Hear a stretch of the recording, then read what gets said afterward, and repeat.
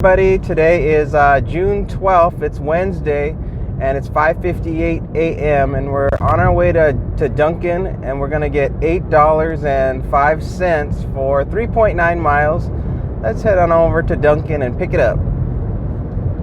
I was having a really busy morning. I'm not sure why. I guess it was just all sorts of things. It was like right turn to stay on West Horizon. I had all my peanut butter granola bars that I had to like chop up, and then I had some eggs that I wanted to hard boil and then later on make into a egg salad sandwich like later on. And so I was doing all of that. So that was like all the cooking related stuff. And then the water softener warning light was flashing, so I had to put more salt in the water softener. And then it was trash day. I had to get the trash out. And then of course I had to put the dishes away from the dishwasher from the previous night. And so everything was just stacking up. There was quite a bit of things that were stacking up, and I was just like, am I ever gonna get to just sit down?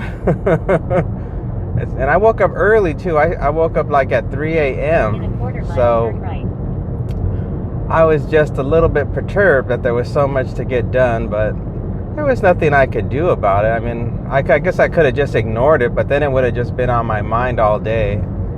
So I'm just glad it's out of the way now, and I can just move on and start this job and make whatever little bit of money I happen to make today and move on. Just the way it is. Uh-oh, what's this say here? Pardon our dust. Please pull up around and order at the window. Oh, okay. I don't use the drive-thru. Us delivery drivers, we're not allowed to use the drive-thru at Dunkin, and they're very strict about it. If you go in it, they'll tell you to come around or back up or whatever and come into the main entrance. All right, here we are at Dunkin. Let's go in and get it.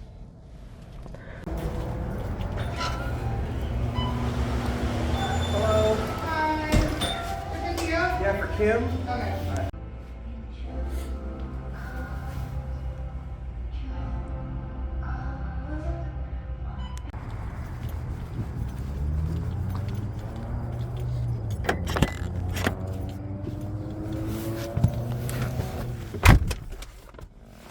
Well, the order wasn't ready, so I was trying to figure out what to do with my free time, and there was like a cricket or some type of creature that was on the ground.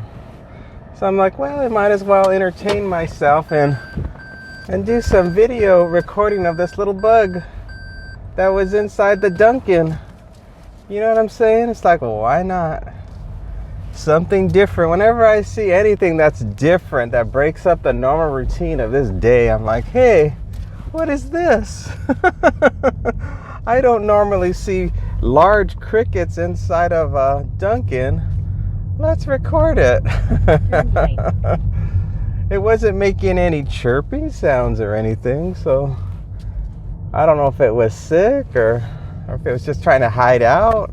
I don't know. But it was interesting to me, so I recorded it. We're going to be going 6 minutes, 2.3 miles. We're going to a house, leave at the door. We have a gate code, do not knock and do not ring. All right, let's go. It looks like the person ordered some type of lemonade refreshers and some turkey sausage, egg and cheese, bagels. I've never had these refresher things. That seems to be all the rage now. I noticed that at Starbucks, they had these strawberry lemonade refreshers.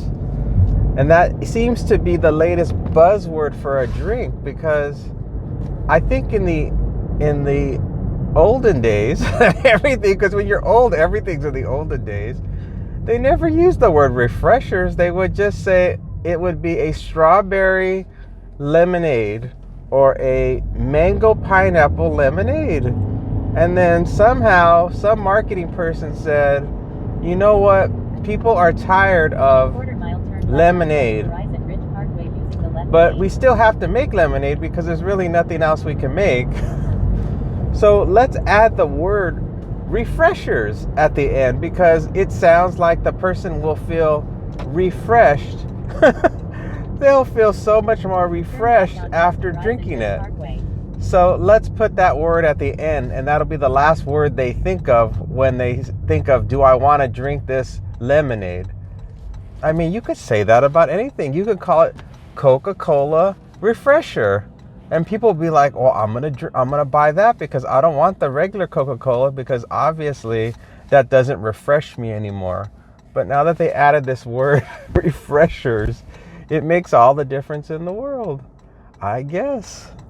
You know, marketing always sounds really stupid, but obviously it must work, because people go with it, and it becomes popular, and it becomes a trend again.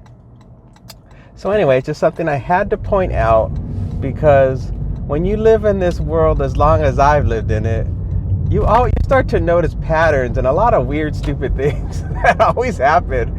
And you start to realize that we're all just a bunch of lemmings, just looking for ways to pass our time until we reach the grave.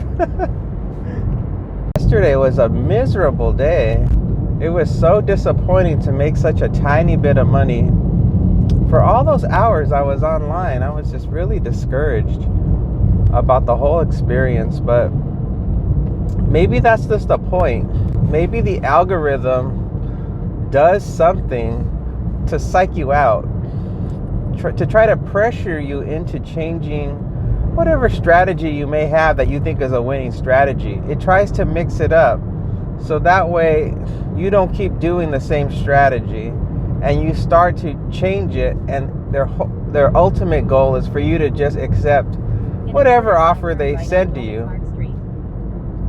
because that's the common thread that everyone has when they do this job, is the frustration that they experience in doing it, just trying to make money doing it. There's all these obstacles that will occur that will really just mess you up.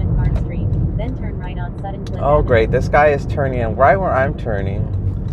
And I bet you he has the clicker to go in, and I don't. I got to enter the code. And he's probably going to buzz around me. Let's see what they do. Nope, they're not buzzing around me. Oh, gosh. Let's enter the code.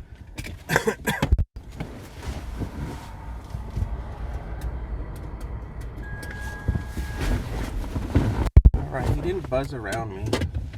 So obviously they don't have the code. So it was best that I went first anyway. More than likely they didn't have the code.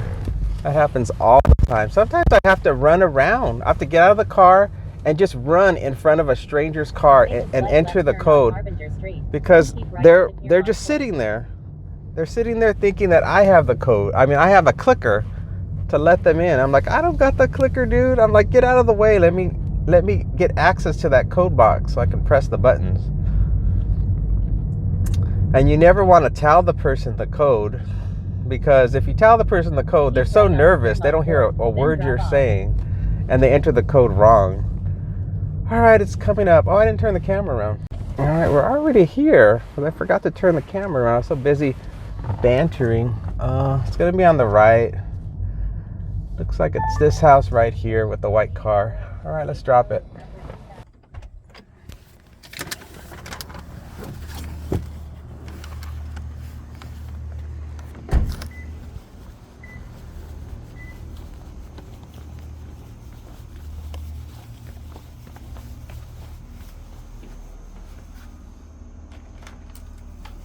Well, that's delivered. Now I'm just trying to get out of this really narrow road. I think it's a road. It's either a road or a shared driveway, one or the other. And they love to put these really hardcore dips at the end of these driveways, probably for flood control reasons, but they are annoying, because you're always worried you're going to scrape your bumper when you're backing out of them. Oh shoot, I got to turn back on Doordash. Let me get that going. I'm real close to a lot of hot spots at this particular location, so there's a high chance I'll get something else. And it's currently 6:15. You can see in the graphics now I'm only adding the active time above the dollar amount. I'm I'm still tracking the times of pickup and drop off, but you're not going to see them on the screen. I just want to try to see if it actually looks better. I thought it was just too much information, and a commenter was suggesting that I try it. So I was like, okay, well, I'll try it and see if it looks better. And it probably does look better because it creates less complications for the viewer, because it's probably just more information than they really care about. So although there is value in knowing the time, it's confusing because it's not always the current time. You're just constantly seeing the time I accepted the order. And sometimes in your mind you're like, why isn't that clock moving? Why is it staying the same? So that's what creates probably some confusion. And then then the moment it says that I've dropped it off, the clock just vanishes. Then you're just like, well, now it had been on there the whole time, and then for just a brief few seconds you see the next time and then the total, and then it just vanishes, and you're like, well, what's the point of that? And then so that's when probably the person who commented said what they said, and I was thinking to myself, yeah, that's probably true. So we're always in the beta phase on this channel. We're always just trying things out to see what we think works for the channel. Okay, it's time to blow my nose. Can't wait for the side effects of this cold to pass. Let me tell you, it is so annoying to wake up every morning coughing. Not because I have a cough, but because of my sinus issues. And then to just constantly always feel like I have to have a box of tissues around everywhere I go is also annoying. I need to start buying stock in Kleenex because I'm going through so much darn Kleenex. It's ridiculous. This Saturday, it'll be officially 2 weeks since I got sick. So that will be, is it 2 weeks or a month? I don't know. I forget what the marker is where you finally have to go see a doctor because it hasn't cleared up. I don't know if it's a week or if it's 2 weeks.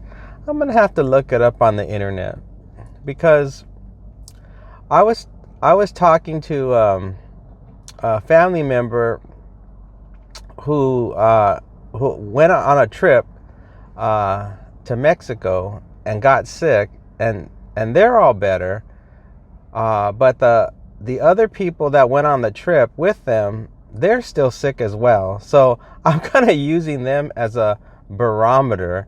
I'm kind of using them as a way to because I got sick after all of them. So I figure once that person says that they're 100% and not sick at all, that's when I'm going to start to worry. I'm going to be like, okay, everybody's better but me. What's going on? And that's when I'll worry. Because even now, I'm like, I don't really feel sick. I just have this darn nose thing, and it's very strange. And it's just gonna bug me until I finally resolve it, because I know what's normal for my body and what isn't. And blowing my nose is not normal. I swear, I can go days and days normally without blowing my nose, and I have no problems at all. So this is ridiculous. All right, well, we're still waiting. The time is 7:59 a.m. and we're on our way to Starbucks. You're gonna get $7 for 3.1 miles. Let's go get that Starbucks. Been online for approximately 2 hours now, and this is only our second delivery of the day. So you know what that means. It looks like it's gonna be a repeat of yesterday.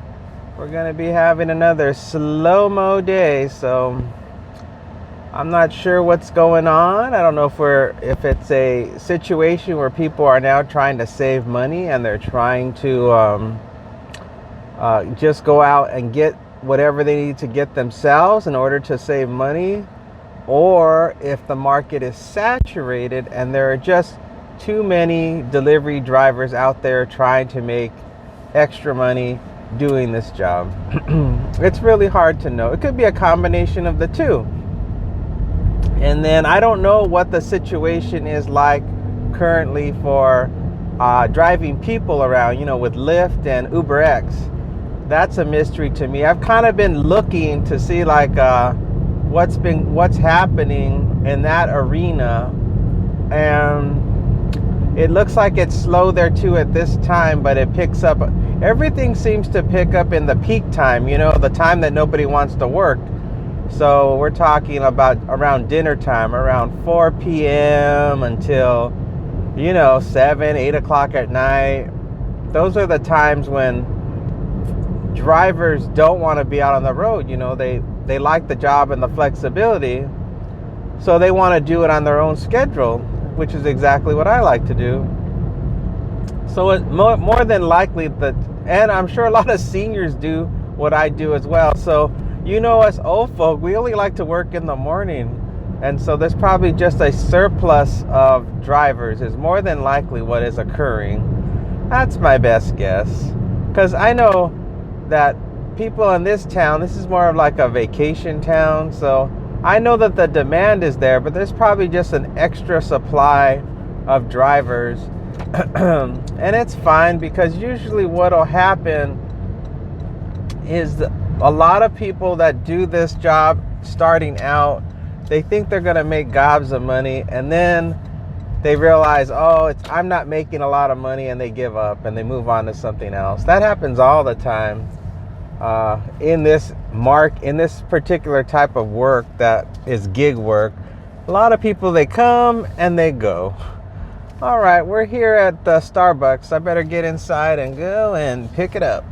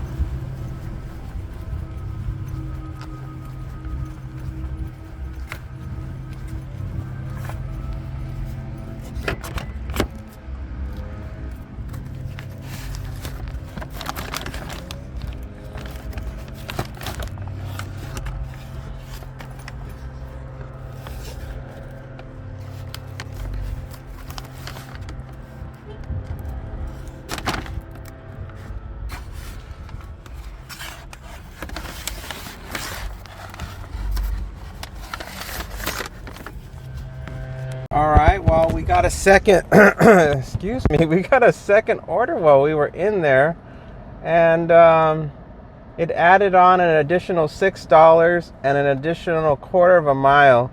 So I've just totaled them together in the bar below, so that should be a total of, well, $13, and then it's 3.1 plus 0.2, so 3.3 miles should be in the bar below.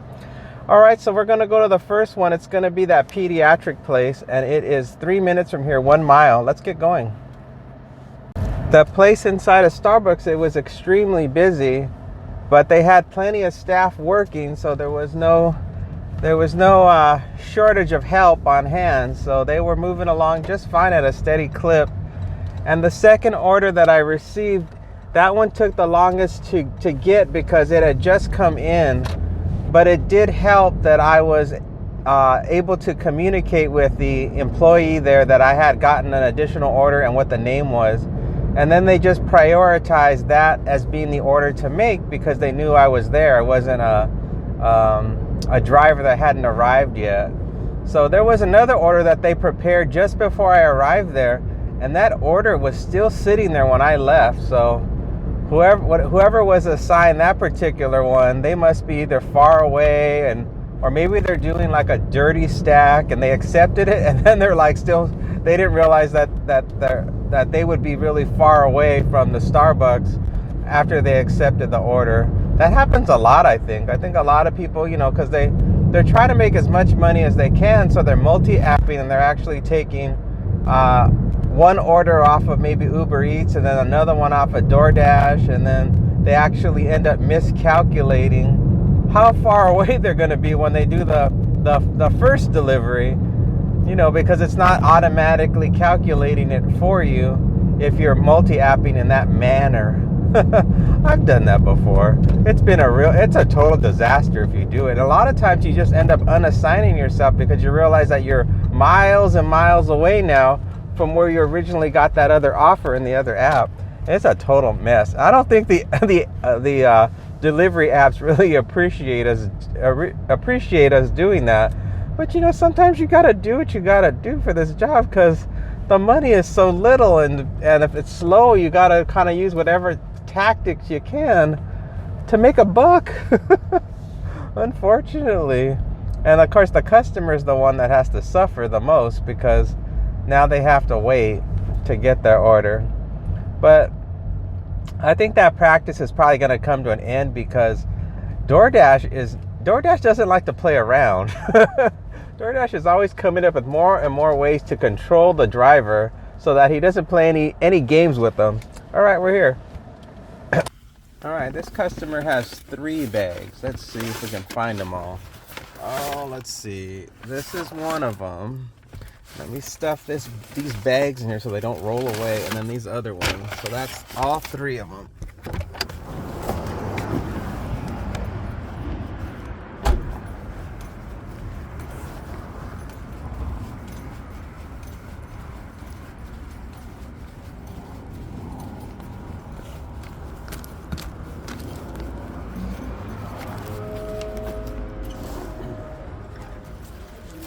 Hi for Oscar. Thank you. I think when it gets slow like this, I think for the average driver, for the experienced driver, your mind immediately starts to calculate, like, what can I do to, increase my revenue because now I've got all this free time. So I think that's what led me even to go to YouTube to make YouTube videos. I was like, hey, while I'm working, I can record video, and then, it should be easy for me since I'm familiar with working in video editing programs to make videos. So that's what led me to where I am today, making these darn YouTube videos as an additional revenue source in my spare time. And I also thought that would ensure my commitment to doing food delivery over driving people, because I'm not a big fan of driving people. But yeah, so I'm sure a lot of the experienced drivers are trying to think of different tactics, like they're doing the dirty stacking, because you have to figure out all the different strategies that you could possibly do to make sure that you bring home that bacon. And so yeah, I don't blame them for dirty stacking. You're your own boss, and until they can figure out a way to work around your tactics, just do whatever you gotta do, people, and whatever your market will allow you to do, because every market's different. If you work in some middle of nowhere place, but there's tons of competition, you gotta do what you gotta do. And in big cities, the same thing. So I don't know what your opinions are, everybody out there, on the subject of dirty stacking. Maybe it's controversial. I don't know. Am I bringing up a controversial topic? Dirty stacking? You got me. I just think it's something that people do when it makes sense for them to do it. And if the app is going to allow you to do it. I don't know if the apps don't officially allow you to. That's why they call it dirty. I think it's called dirty because it's not necessarily encouraged. It's not an encouraged behavior because they're competing apps, so they want to make sure that you're not. They don't want to feel like you're double dipping, even though it's harder. It's harder work than just doing it with just one single app. So I don't know. All right, well, we're here at the audiology place. Let's drop it off.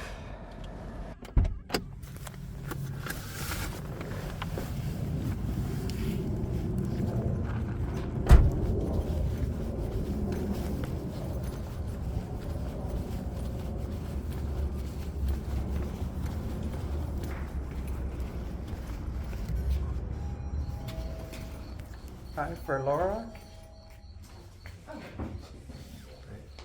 Thank you. You too. That was delivered just fine. There were just two ladies in there, and I don't know why they were hesitating on which one was going to grab it. Maybe the person who ordered it was neither one of them, but since they were reception, they were trying to figure out which of the two should grab it. UberEats, $12.11 for 23 miles. Get out of here. Yep, so maybe that's why they were hesitating at first. I don't know, maybe they were just spacing. But at any rate, we're done. That delivery's behind us. You can see below the active time that we've done now for these two deliveries. I mean, they're actually 3 deliveries, but you have to, I'm grouping the last two. $7.03, 10.2 miles, no. Yeah, whenever I get whenever an order either in the beginning is a batch or during my delivery process becomes a part of a batch, excuse me, I just group it all together. I group those orders together because that's a batch. So then I usually will put that number. You'll see like a number. You don't see it anymore, but before you would have seen that number. Oh shoot, they're doing construction right here. I don't know if I can make a clean U-turn. I'm gonna do my best. Oh, this guy's doing it too. Whee, everybody, let's do it. Let's make our U-turn. Didn't say no U-turn, so we did it. And he's going right. Okay, I'm clear. Oh my gosh, this job's too much. So yeah, so that's how I try to keep it organized in my video. There's a lot of things that when you make the graphics, you're like thinking, well, what's logical? What would make sense? Because you have to think of it from the viewer's perspective. Like, are they understanding what's happening when they're looking at these graphics? Somebody, I think, was saying about they didn't think the arrows made any sense, the up arrow and the down arrow. But to me, it made sense. You know, it's picking up and dropping off. We're getting a Smart and Final coming in, $8.75 for 6 miles. No, it's too low for shopping. Goodbye. Yeah. A lot of times when you, as a graphic designer, you're trying to make stuff that looks good, and also it has to be functional. It has to like make sense for the viewer. And sometimes as a graphic designer, you sit with stuff for so long that it makes sense to you because you're the one creating it, but you're never quite sure until other people look at it for the first time. Starbucks, $6 for 3.7 miles. Well, okay, that looks like that would be wait a second. I'm rounding up to 3. It's borderline. It's a borderline one. Let me look at the map real quick and see where I'm going. That looks okay. I accepted it because it's slow. Alright, so our next one once again is going to be Starbucks. And I just have to make sure I safely maneuver myself to the destination without crashing. That's always the fun part. That's the best part about this job, is not crashing. Next to making the money. All right, I've U-turned myself around. Let's go get that Starbucks. We're going to be going to the same Starbucks we were just at, so it's like Groundhog Day. Nothing too exciting, everyone. We always go to like the same places all the time. Did I tell you all the details on the Starbucks? $6, 3.7 miles. Okay, good. I wasn't sure. I was looking on the map to see if the drop-off was going to be in a guard-gated community, but it looks like it isn't. It looks like it might just be in a regular community with a gate and a gate code. That's my guess. I could be wrong. I could be wrong. I won't know officially until I finally pick up the order. So we'll have to wait and see what happens. But, I got to log out of Uber Eats. I hate when I get orders that come in that I can't even accept, so.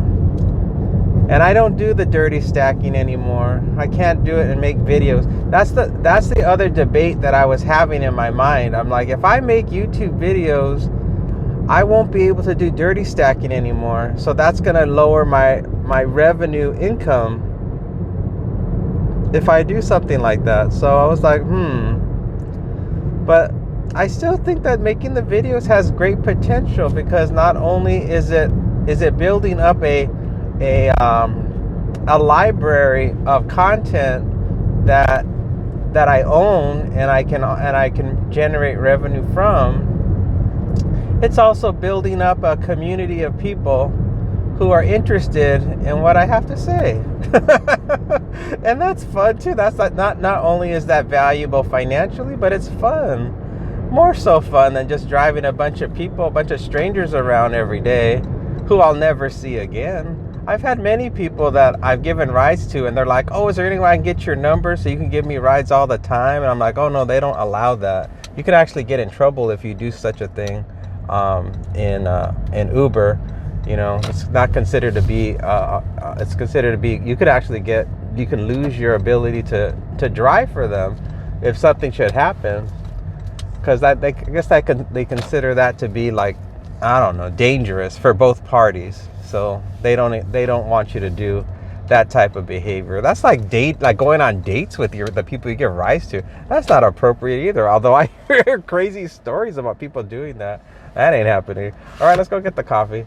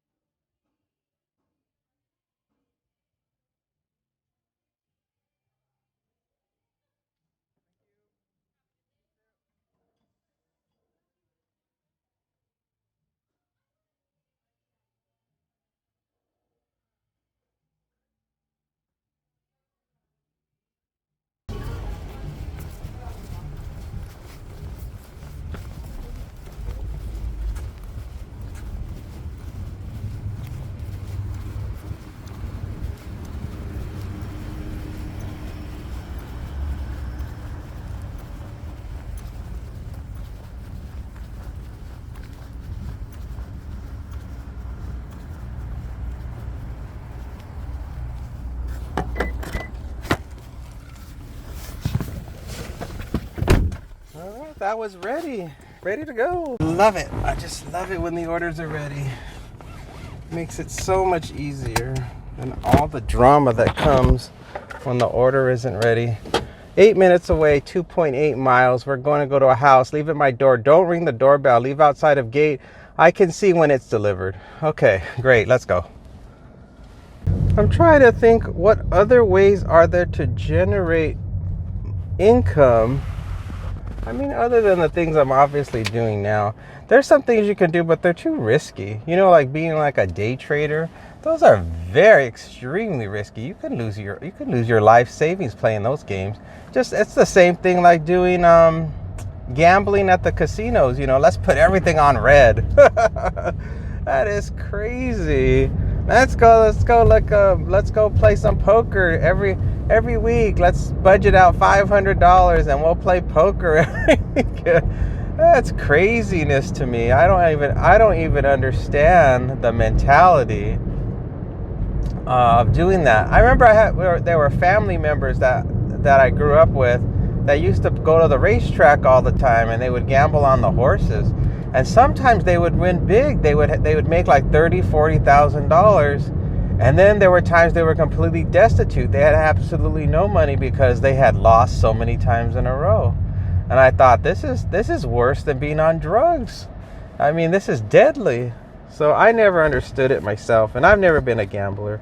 The only times I've ever really would consider gambling that did was I did the lottery pool at the office, and we would all gather up our $5 or $10, and we'd all pull all our money together, and you go downstairs and you buy a bunch of lottery tickets, which that was kind of innocuous when you think about it. And then when you finally were like, I can't afford this anymore, you just stopped because it wasn't working out. You give up after a while because you realize, you know what, I've already spent in the last 6 months or a year, maybe I've spent, $200 or whatever during an entire span of a year. And so then you're just like, well, I don't want to do it anymore. So the losses aren't as shocking as these people that will spend every weekend. They'll spend $500, $1,000 every weekend. So now you're talking they're spending maybe, gosh, they might be spending $10, $20, $30, $50,000 a year, throwing it to the gambling establishments. And that's crazy. That to me is absolutely crazy. But you know, you spend $1 here and $1 here there on a lottery ticket. That's not a big deal to me. They don't have the super lotto or mega millions here in Vegas. It's not allowed. It's against the law. And I think it has to do with gambling establishments here long ago outlawed any type of lotteries because they felt it would be a distraction from people going to the casinos to plunk down their money there, which they're right. They are right in that regards, because it would be a distraction. People would just be like, well, why would I go to the casinos to gamble when I could just go to the local gas station and just grab some lottery tickets every week. So it makes sense for that reason, for the economy reasons that this town is based upon. Yeah, so that's totally fine. But a lot of people, they'll drive all the way down to Prim, which is on the border of California and Nevada, and they'll scoop up their lottery tickets there, and the line gets super long down there. Every time there's a really big payout, they'll always show it in the news. They'll show the line that goes on for blocks and blocks of people just waiting for their chance to get themselves their lottery ticket, hoping they're going to win that big $1 billion prize. So that's sad. I've never done it. I've never gone down to the Prim or whatever to do that. To me, it's just sad. I'm like, you're not gonna win. But then, their logic their minds tell them, well, someone's gotta win. But because a lot of people don't really understand statistics and how astronomically impossible it is that you're gonna win. But in their mind, they think, well, someone's gotta win, so maybe it'll be them. And maybe it would. I mean, I can't tell them it's a 0% chance they're not gonna win. But it's like a 0.0000001% chance that they're going to win. But if you don't understand math, you would think, well, I still have a chance. Trying to think if I've ever won any significant money gambling.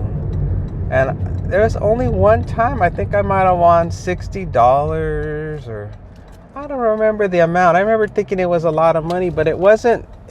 I didn't really have anything to do with it. I was just like, I was with some friends, and I had no interest in playing the game. I think it was blackjack, maybe, or was it poker? I don't even remember. And I didn't know what I was even doing. And they were just kind of like with me. We're all like together, and they go, just sit down and have them do it. And they gave me money, and I'm like, oh, okay, whatever. And then they dealt the cards out, and I was like, well, what do I do? And then they told me, and they kind of just told me what to do. And then they lost, but I won. So it was really them playing, and I was just like the guy just sitting there. So I don't know if I would even consider that me actually winning the money. So probably not. That's probably them. There was just them playing, and I was just like the seat warmer as they, put the money down for me. We're here in the neighborhood. It's a very average looking neighborhood. There's nothing spectacular here today, folks. Not like McDonald Ranch yesterday. I'm going to be making a left right here, and it should be on the left coming up. Let's make sure we get the right address. Oh, it's a very simple single-digit address number, so we're not going to miss that. And there it is. I see it. I'm going to turn around here. Let me just turn this boat around, and then we'll take it in.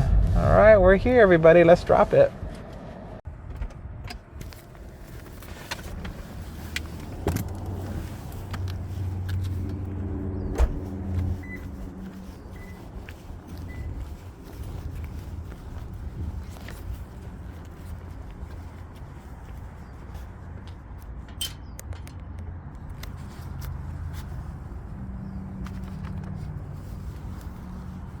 All right, that's all dropped off. Oops, I should probably just turn it around since it's such an ugly neighborhood. It's all dropped off. They had a lock on the gate, so there was no way for us to actually get to the front door. So I don't think they mentioned that in the instructions, although who knows, maybe they did and I just forgot. But yeah, so I just set it down in front of the gate as you saw, and then just took a picture and off I went. And then I just got an offer for Walgreens for $7 and some change for like 4 point something miles, but I'm not doing any shopping for less than $10, so I'm still being a hard line on the shopping, and even on my mileage I'm still sticking to my guns. I'm like, to me, if the orders still aren't good enough, it's just an opportunity for me to, enjoy some time off at home. And I'm I'll just babysit the app, just sit at home, watch TikToks, talk with the family, and then just keep my ears open for the sound of the chimes if something should come in. And that's it. And that's just the strategy I'm just going to keep employing for the duration. I don't see any reason why I would change it. And maybe in that time period, I'll come up with other great revenue generating ideas that could be fun and interesting. Oh, $6.48, 12.2 miles, no. Somebody on the comments was asking me like, oh, have you ever thought of doing catering for other companies? And I'm like, no. I'm like, I just do gig work because I don't like the idea of being in a situation where I have to deal with a boss or coworkers, because then you're responsible for being there for your boss and being there for your coworkers. And I don't want to be in that kind of situation. I want to be in exactly the type of situation I'm in right now, where you just turn on an electronic device, and should you be needed, the device will say, we're going to pay you this much money to do this very short-term micro job, that's going to last maybe about 15 minutes, a half an hour, maybe an hour, and then I can be on my way. And I like the idea of doing that type of work because it requires very little commitment. You get a lot of flexibility, and there is that element of it always just being interesting, because you just don't even know what's going to happen. So I don't know. To me, this is where I'm going to stay. I don't see myself venturing out to do anything else other than gig work. And of course, there is the opportunities for online work. Like I do still do eBay, where I'll sell stuff, just laying around the house. But I wouldn't consider myself to be a eBay reseller.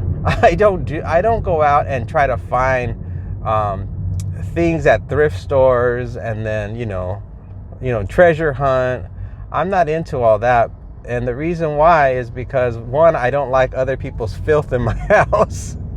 That's number one. And then number two, I don't like the idea of investing my money and not knowing when I'm going to get that money returned to me. A lot of people that do this reseller stuff, they've got to fork over some type of money to get the goods, and then they got to store it at their house or wherever they're storing, in their garage or whatever. And then they got to hope that the stuff they thought would be valuable actually sells. So you can leave me out of that. I've got no interest in doing that, that's for sure. UberEats, $14 and a penny for 23 miles. Nope. And then, let's see. And then, of course, I do all kinds of artwork, so I get all this kind of royalty money from doing my artwork. So that I like. But I've done that for so long I got tired of that too. I did that for, I don't know, a long time, over 10 years.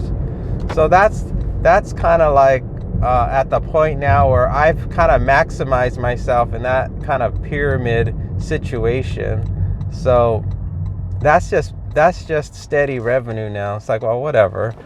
I need to move on to something else, because The thing about whatever you get into, you can only scale it up so big by yourself before it cannot, the energy you put in will not get you the kind of output you got in the beginning. It's like, let's suppose you decided to sell lemonade at the corner. Well, you're limited in how much lemonade you could sell on that corner, and you're also limited in how much lemonade you can produce in your kitchen making the lemonade. So even if I were able to sell my lemonade on the internet, I would still be limited. I'm getting something in from Doordash. It's Rachel's Kitchen, $8.50 for 8.5 miles. I declined it. That's a no. So as an individual person, your only way to actually go beyond and what you're making after you've scaled up as much as you can by yourself is to you have to invest. You've got to plunk down money. You've got to hire employees. You've got to basically grow your company in order to scale up bigger than you could by yourself. And obviously I have no interest in doing that, because that goes back to my original conversation about not wanting to have a boss, not wanting to have coworkers, all that other stuff. I wouldn't want to be dealing with none of that stuff. So I have decided that it's best to create vehicles that make income. So luckily we live in the United States where you could actually make things that have copyrights. So that's all I do all the time. I'm always thinking of different ideas and things that could become patented or copywritten or have some type of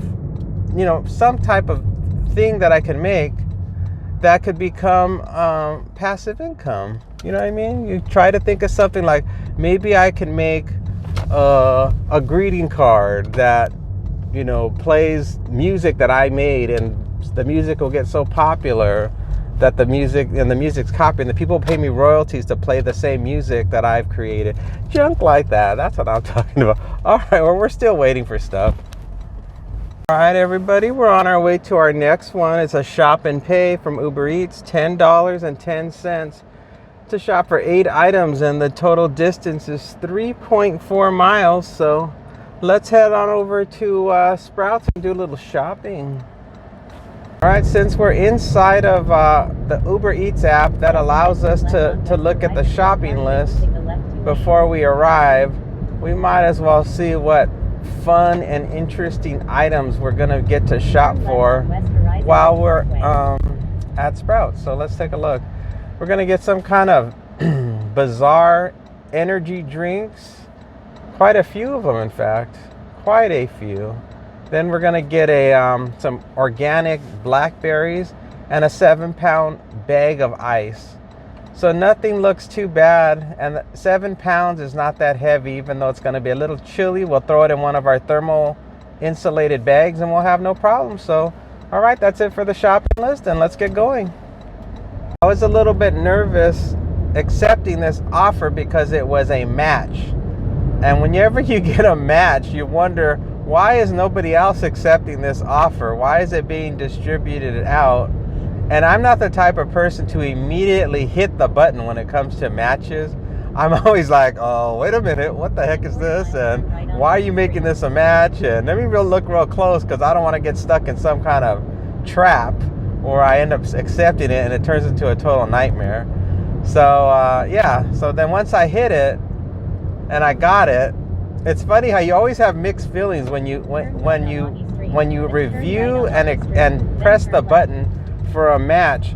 You're a little bit like, is this the right thing to do? You question yourself, and then even after you accept it, your mind is thinking, well, what's the catch? And your mind's, even now, I'm trying to think, what's the catch? What's going to trip me up in this order that's going to make it go from a good order to a horrific order?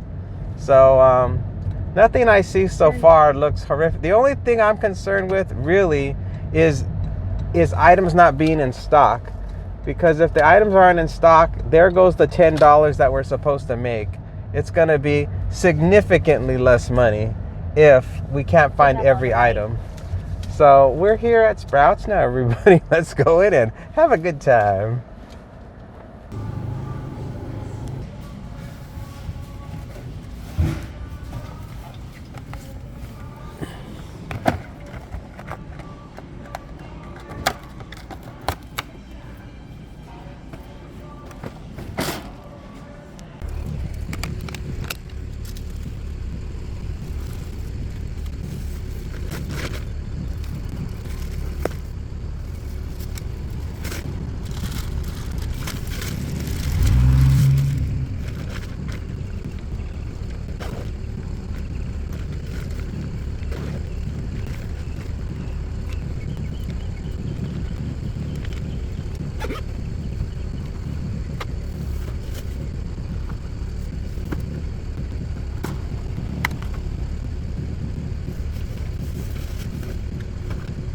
I can now see why someone would not want this order and why it was a match.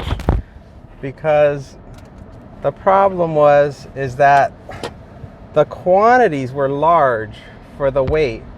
So it wasn't just 7 pounds of, it was not just 7 pounds of ice. It was 3 bags of 7 pounds. So that is 21 pounds of ice. So now we're talking about the equivalent to about a regular sized bag of cat litter at 20 pounds. So that's heavy.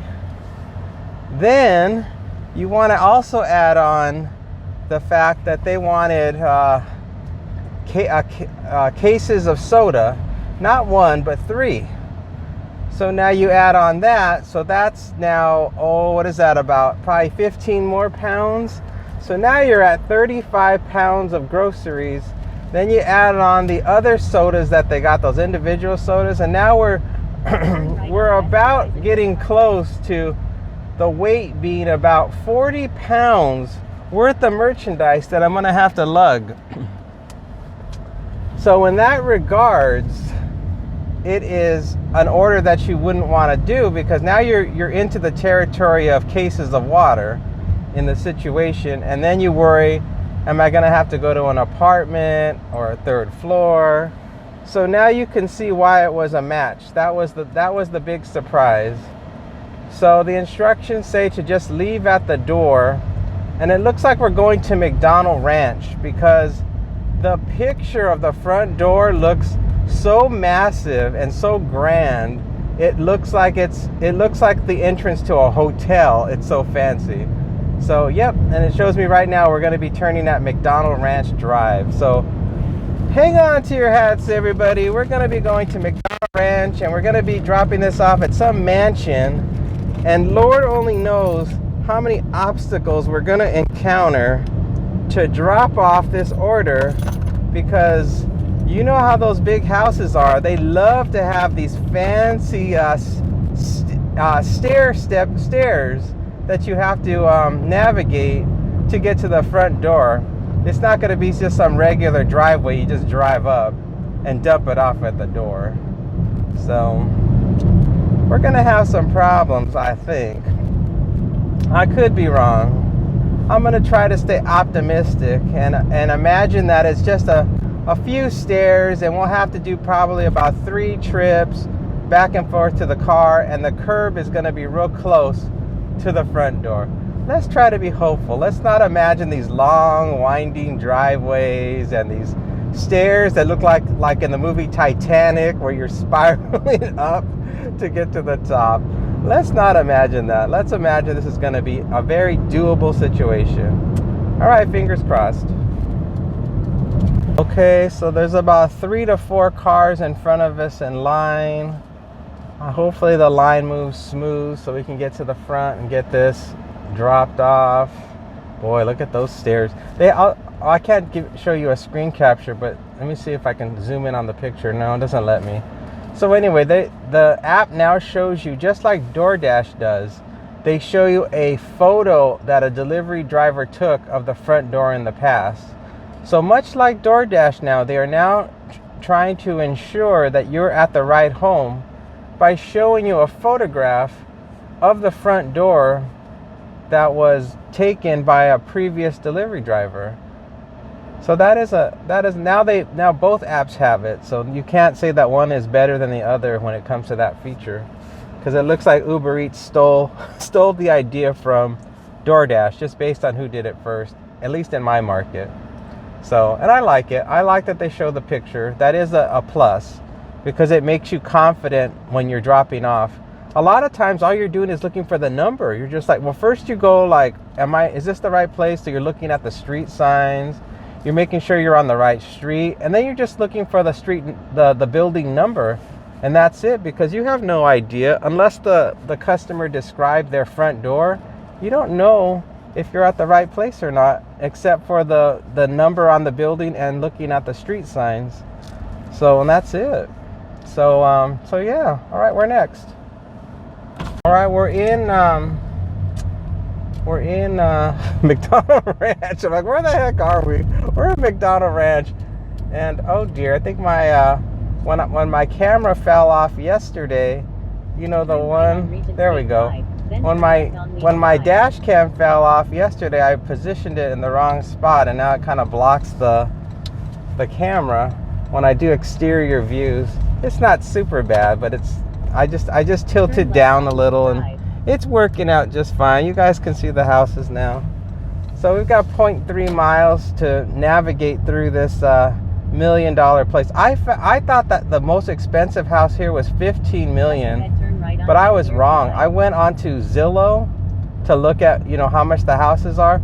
The most expensive house for sale in this McDonald Ranch, you won't even believe it, $33 million is the most expensive house for sale in this McDonald Ranch area. That is crazy.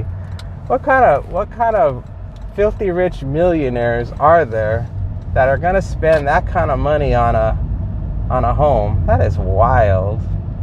I mean, that is crazy money to me. I guess that guy that won the lottery, remember there's a guy, he won over $1 billion in the lottery. He could buy it, no problem. He'd be like, oh yeah, I'll take a couple. But not for the rest of us. All right, let's make sure we don't miss it. Oh boy, we're gonna have some challenges. I can feel it. I can smell trouble. I smell a problem. Looks like it's gonna be this house here. Let's see. Oh, at least, no, the stairs are close to the front. So we're not going to have too much of a problem, gang. I just got to turn around here so the car is as close to the stairs as possible, because we're going to have to make a journey up those stairs multiple times, and we're going to have to pray we don't hurt ourselves, we don't break our necks. All right, let's do it.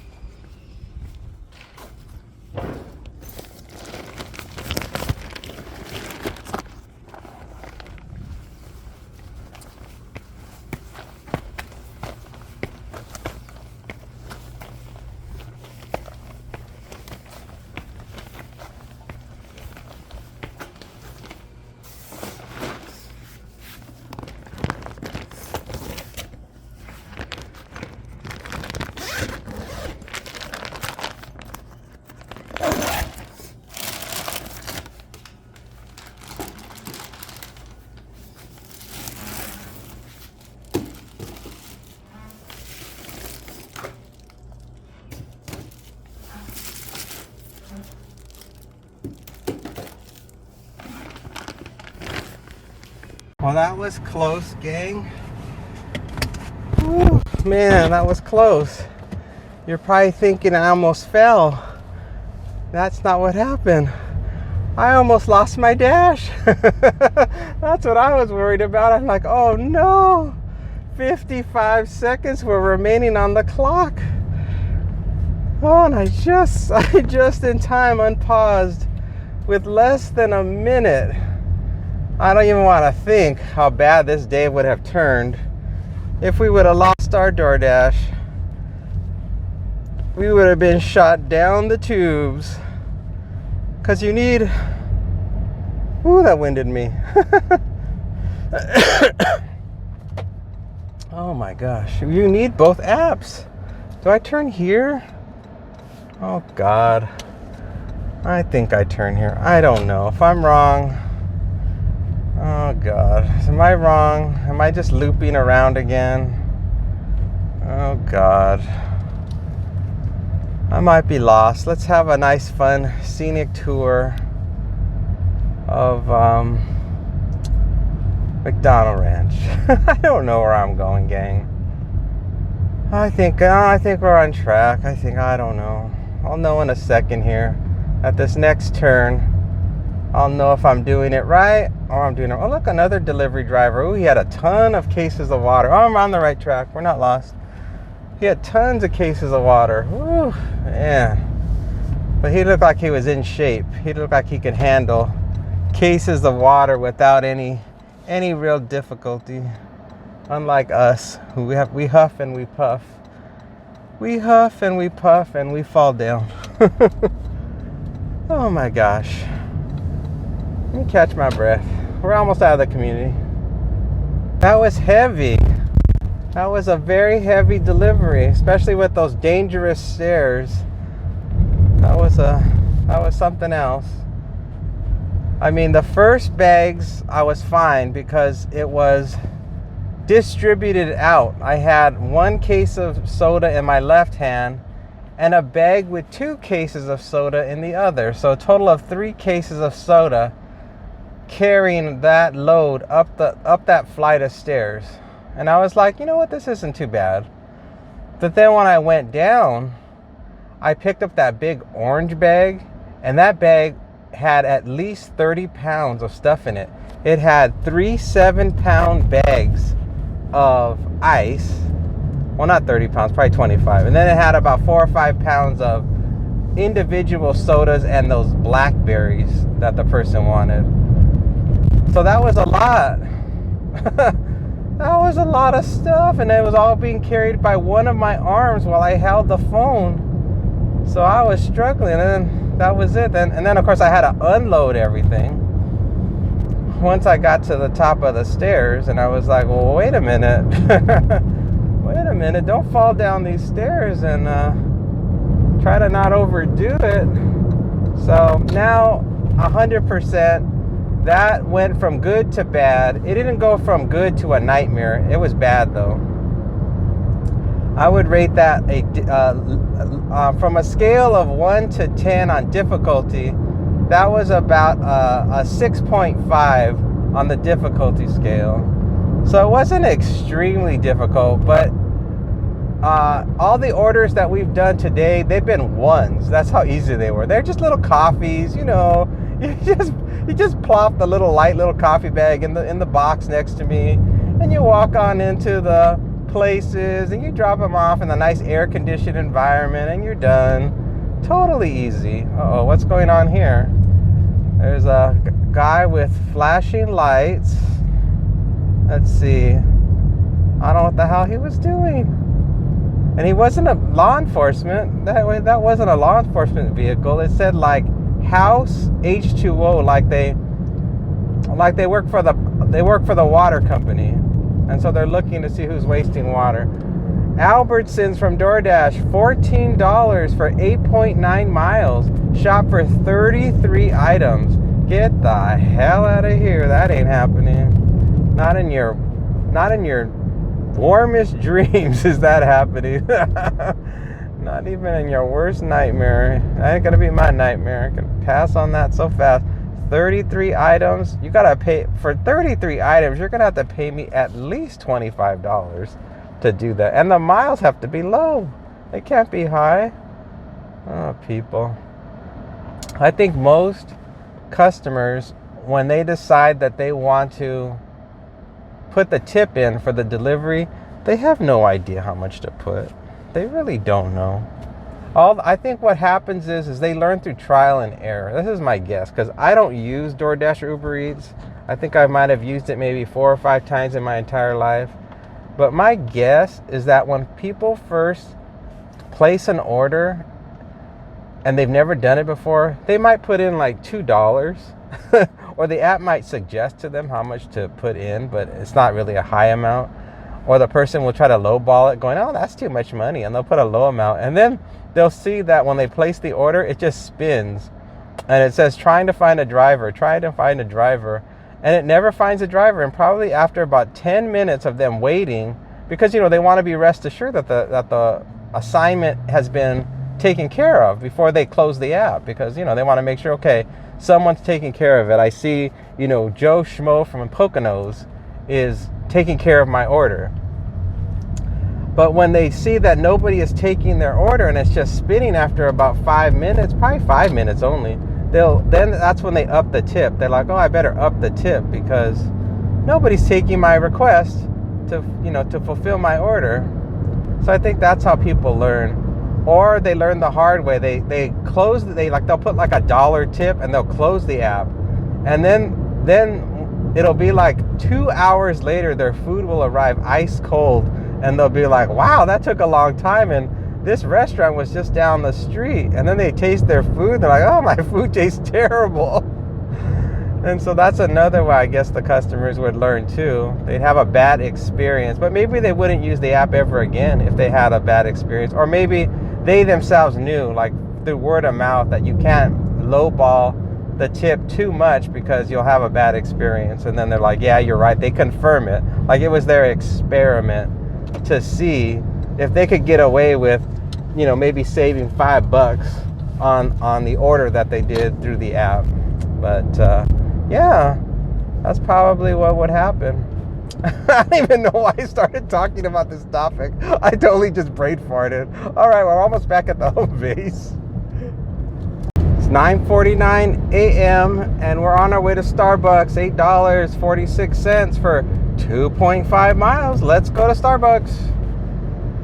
Really wild how this order for $8.46 is really only $1.50 less than that horrific Sprouts order that we just did, where we had to lug all that heavy ice, all those heavy cases of water for the $10 that we may not even get if they're not happy with the job we did delivering that stuff.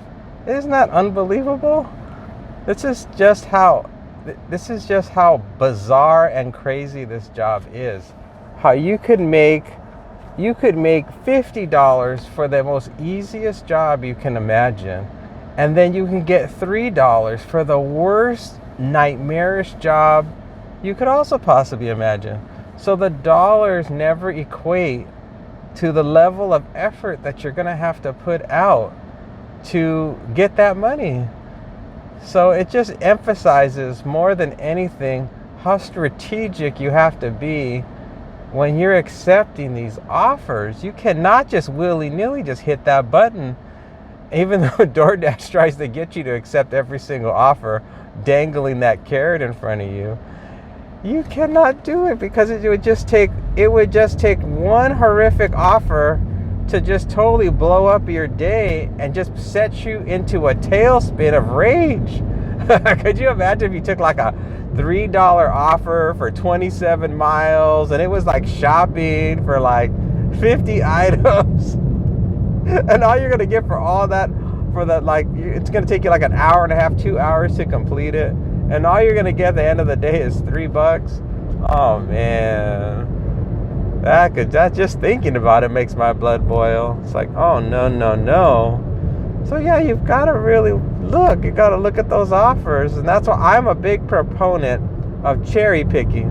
Cherry picking sounds like a negative phrase to me, but it is actually the reality of what you have to. You have to be. Don't say cherry picking. You have to be more. You have to be more selective in your orders. It's called being selective. It's not. The cherry picking is a negative term. And it makes it sound like it's a bad thing to do. Just when people tell you what's your strategy, tell them you use a selective strategy that's going to earn you the highest amount of money for the lowest number of miles. And that's the right way to phrase it. This other stuff where they try to make it cherry picking, they can go do and get their platinum status and enjoy it. I'm gonna be smiling when my car isn't in the junkyard from driving all those miles for all those terrible orders. All right, we're at Starbucks. I'm done ranting on that one.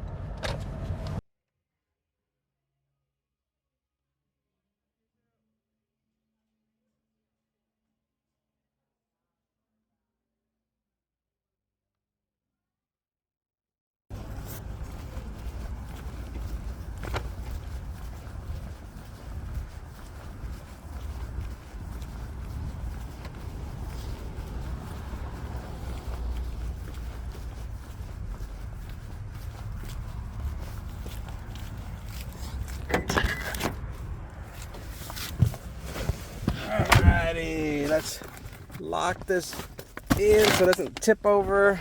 All right, let me just verify the order. It is verified. Let's complete the pickup. And let's see.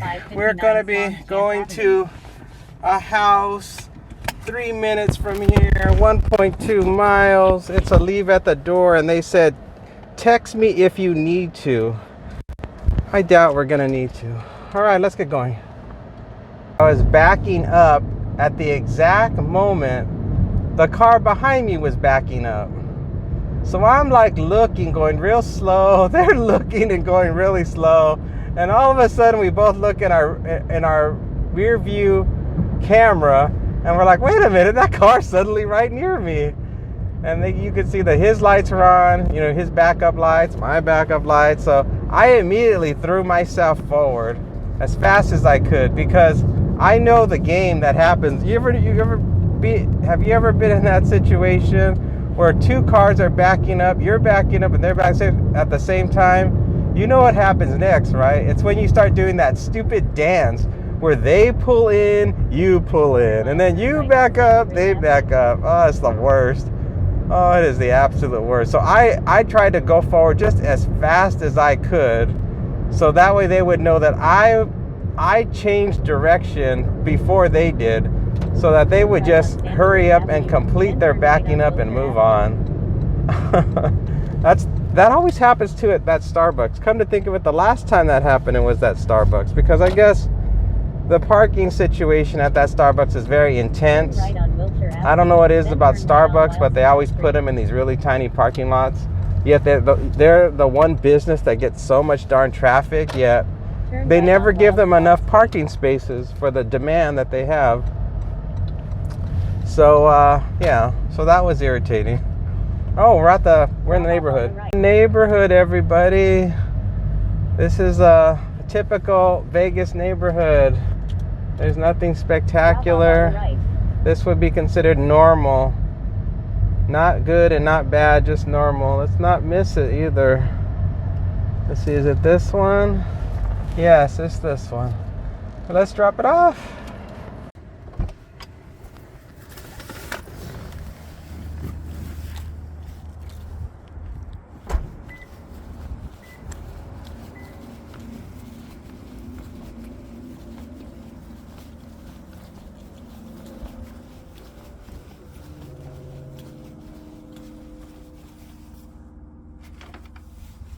Got to turn off my Doordash app, and this whole time we didn't get not a single thing from Doordash. So maybe it didn't even matter that I almost lost my Doordash. Probably didn't, because maybe Doordash is completely dead now. It's always hard to know. That's why you just do your best.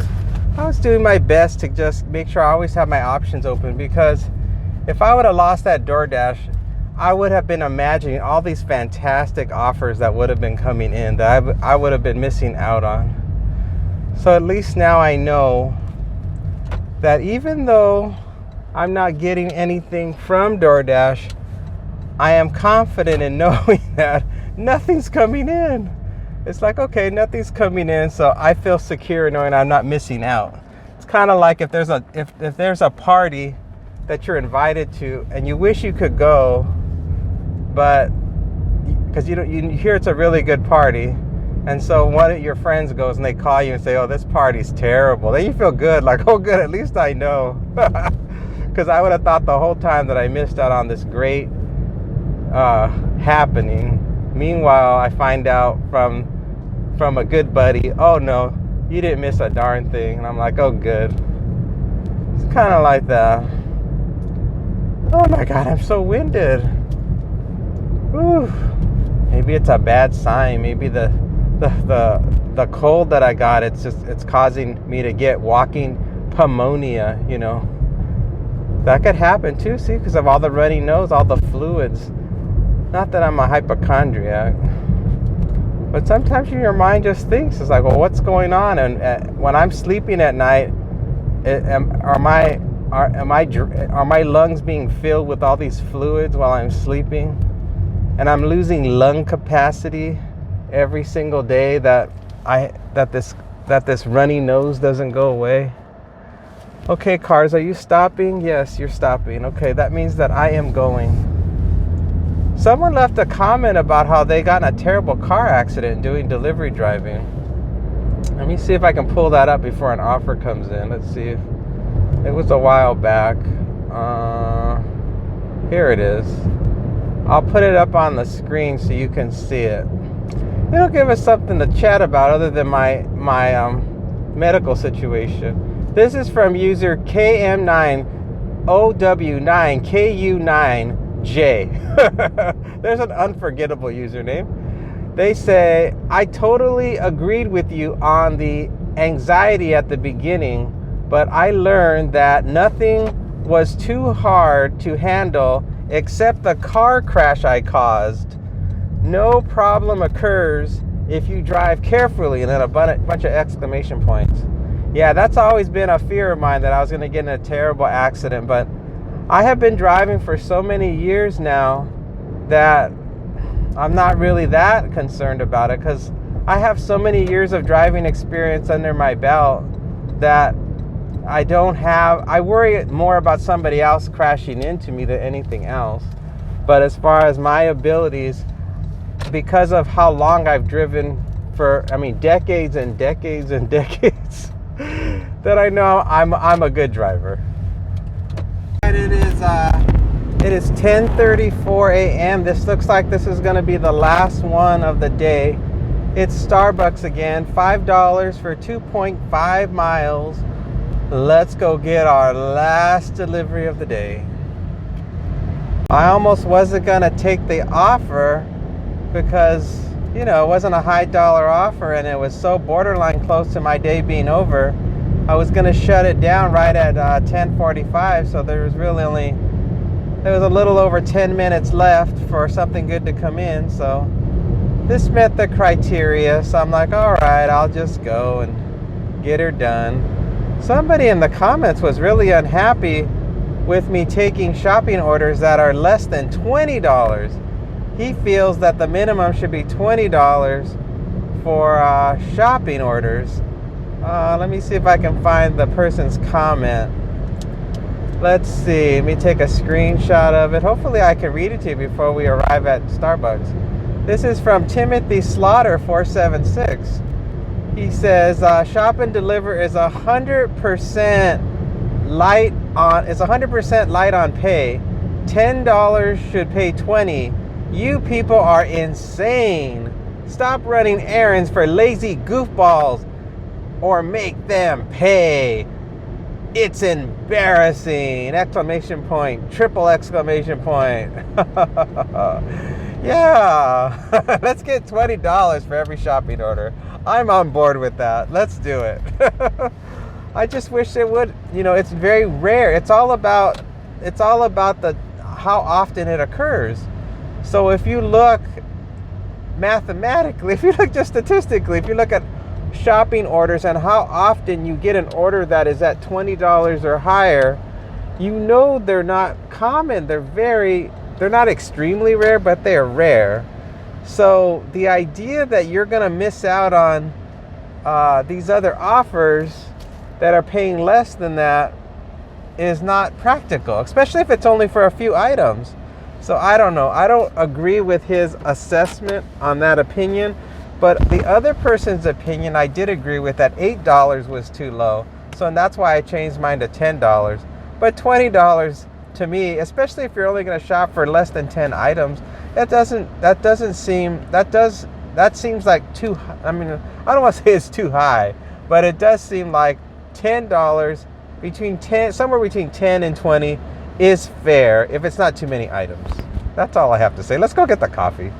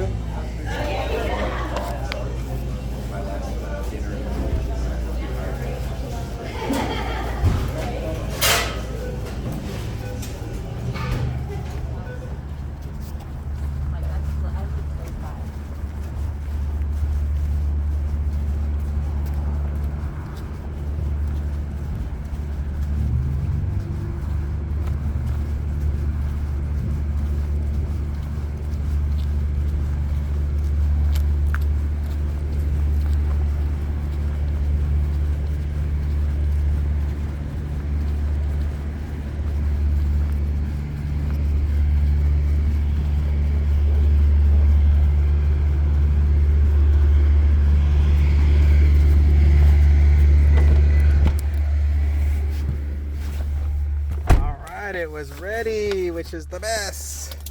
It's very light. There's just like one thing in there. Okay, I'm verifying the order. I'm completing the pickup. Head to your drop off at 25. We're going to be going to a business. It says Horizon Ridge Academy. 3 minutes from here, 1.2 miles, and it's meet in the lobby. Let's go. Glad we got this last offer. That's gonna at least get us, I think, to $50. I think you guys can see the graphic and know how much money we are, so you automatically know if we're gonna hit the $50 mark. But I didn't add it up when I was lounging around at home. I was just having a grand old time watching TikTok and having fun with that. There was a guy on TikTok, I don't know what his name was, but it was an older guy. He was saying how so many people are missing out on the student loan forgiveness opportunities. And there was some website you go to, but now I can't remember what it is. Maybe studentloan.org, or I don't know. I can't verify with you the website. But apparently there's a lot more opportunities for loan forgiveness, including private student loans. And they don't advertise, they don't send you anything in the mail that's going to tell you, hey, contact this website or call this number to get your loan forgiven. You've got to do the work yourself. You've got to do the research to find out what the phone number is, the contact information. You've got to wait on hold for that 20 minutes to an hour or 2 hours or however long it is till you finally talk to somebody, so you can get the ball rolling and get that loan removed from your debt. Because apparently they're trying to make it so that more and more people won't have to deal with these huge student loans. Some people have as much as $100,000 to $200,000 in student loans, which is wild to me. It's like, my gosh, you are gonna die in debt. You're never getting out of that. So at any opportunity you can see, if you have a student loan, if you have any kind of debt at all that relates to student loans, get on it and just see if you qualify. It doesn't cost you anything but your time to find out, because apparently these are real benefits that you could get to get rid of that horrific student loan if you accidentally fell into that trap. And all you young people out there, don't get student loans. If you can't afford to go to school, don't go. Unless you're going to get some degree that you're going to make a ton of money on. don't go. You're gonna waste your, regret it for the rest of your life.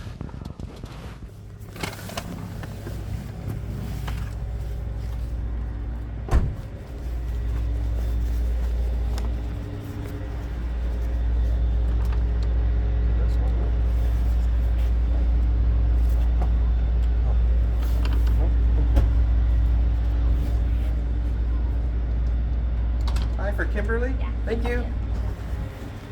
I was dropped off and the door was locked, so I didn't realize there was a doorbell to press. And I thought for sure she would have saw me standing there, but I guess she was on the phone or staring at the computer or something. All right, I've gone offline, so we're done. Throw up those numbers. Let's see. Take a look and see how much money we made today in the hourly rate. Take a look and see how many miles we drove and how many miles per gallon we got. Oh, what else do you look at? Take a look at the active time, the online time, and the work time. Each one is usually different. The work time includes any kind of time that we were just rolling around in the car trying to get back home. And we weren't on an assignment, but we're trying to get back to square one. And of course, active time is any time that we actually had an offer and we were on our way to pick it up and also drop it off and deliver it at the house. That's all active time. And then online time is the time that we spent twiddling our thumbs throughout the entire day with the app activated, and we are just waiting and waiting for an offer to come in. So those are the numbers above. And then below are all the lifetime, all the stats that show lifetime number of deliveries for Doordash and UberEats. And then the stats by what I believe is the last 100 deliveries for UberEats and for Doordash in regards to ratings and on timeliness, and if we had to cancel an order and we didn't complete the delivery because we had to cancel it. All that good stuff is there. So now you guys all know the numbers, and that is it. That is all I have to say to you. So I hope you had a good time in today's show, and we'll see you again on the next one. All right? Take care. Bye for now.